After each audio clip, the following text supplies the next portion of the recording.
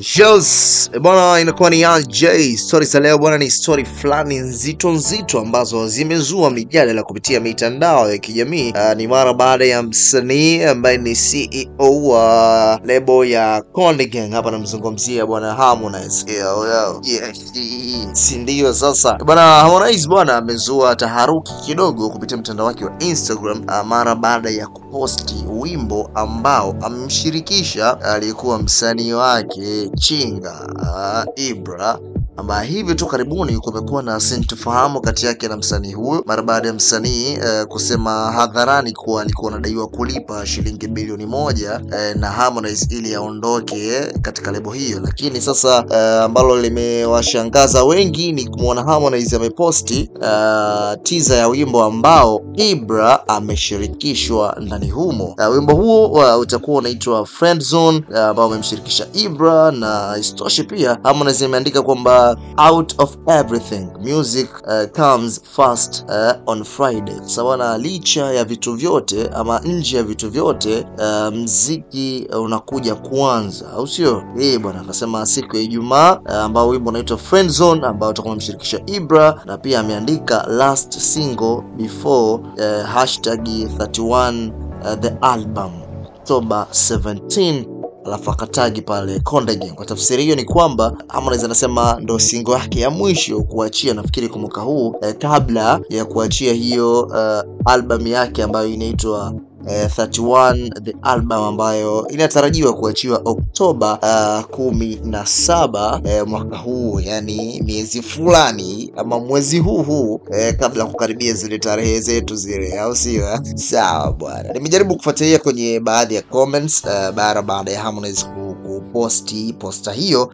Limegundua kuna baadhi ya watu wanashangazwa kwamba imekuwaje tena, mbona hii nchi kama hakuna kuaminiwa bana, mbona mnatuvuruga? Na nimeona hadi mkali wenu amesema hii inaitwa mnatuvuruga, yani kuna namna fulani hivi ambayo mbona Ibra inasemekana aliondoka, lakini tena Ibra huyo inaonekana tena eti anahusika kwenye kazi ambazo yupo Harmonize.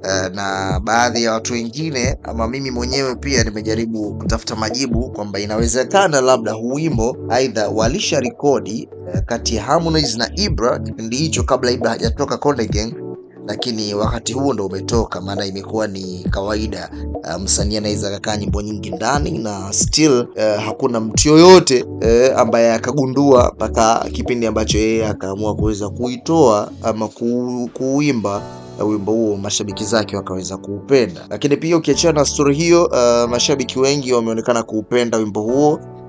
Wengine wanasema yes, huyu sasa ndo Harmonize na nini, kwa sababu kihistoria tu ya wimbo unaashiria ya kwamba Harmonize alikuwa na mshikaji wake, lakini BFF washikaji sana, zile zikaenda baadaye inasemekana bahati mbaya unaambia ikatokea ile yes, mshikaji ile kapiga kwa bibia, au sio, kwa BFF wake. BFF wake baada ya kuchezea kichapo hicho bwana, inasemekana akaupenda mzigo bwana, akawa anaitaka yote. Sasa baada ya msela kukamkam utaka wote, msela akasema basi sio kesi mwanangu, basi kuendelea bibi unaambia kumbe akawataki tena zamu bwana. Bibi anataka mzigo uwe hali yake, yani iwe mali yake, asipe mtu mwingine, yani awe yake peke yake, aile yeye aenjoy peke yake, asiguse mwanzake, hata rafiki yake ama hata wale ambao walikuwa ni marafiki zake hataki tena waweze kugusa, anataka mali iwe yake. Sasa urafiki umebadilika,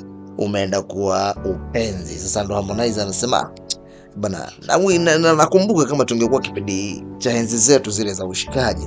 Sasa hivi bwana na mahusiano mambo kama anakuwa sintofahamu vile, so unajua tena UBFF ushachanganyika na mapenzi ushachanganyika na kazi. Bwana unaonaje pia in case Ibra kaparticipate mfano labda kwenye video, kwa sababu nimejaribu kufuatilia mpaka sasa sijaona reaction ya Ibra kupitia mitandao yake, labda kwa sababu Harmonize ameweza kumtagi kabisa, lakini sijaona Ibra kiriposti chochote kile ambacho kinaashiria kwamba ipo hiyo kazi kati yake yeye pamoja na Harmonize. Sana nimeona amekuwa yuko busy na mambo yake na kuposti kwamba atakuwa na bonanza huko Bagamoyo, si ndio? yani sijaona ikifuatilia chochote kile, lakini all in all ni kwamba hawa wote wanasafiri wanaenda njia moja bwana, wote njia yao ndio hiyo hiyo, kwenda Umakondeni huko, familia moja kabisa, huko Chinga, huko Konde Boy Music bwana. Hii ni story muhimu, mimi naitwa Mr. Story bwana. Asante kwa kuendelea kusubscribe, kulike na kucomment. Picha ndio inaanza sasa baba, sasa ndo tunaanza kuwasha moto kama mbele ambavyo natakiwa kuweza kuwashwa. Mimi naitwa Mr. Story bwana. Maoni yako na comment zako sasa tufanye tuendelee sisi kukupa hizi habari kila siku.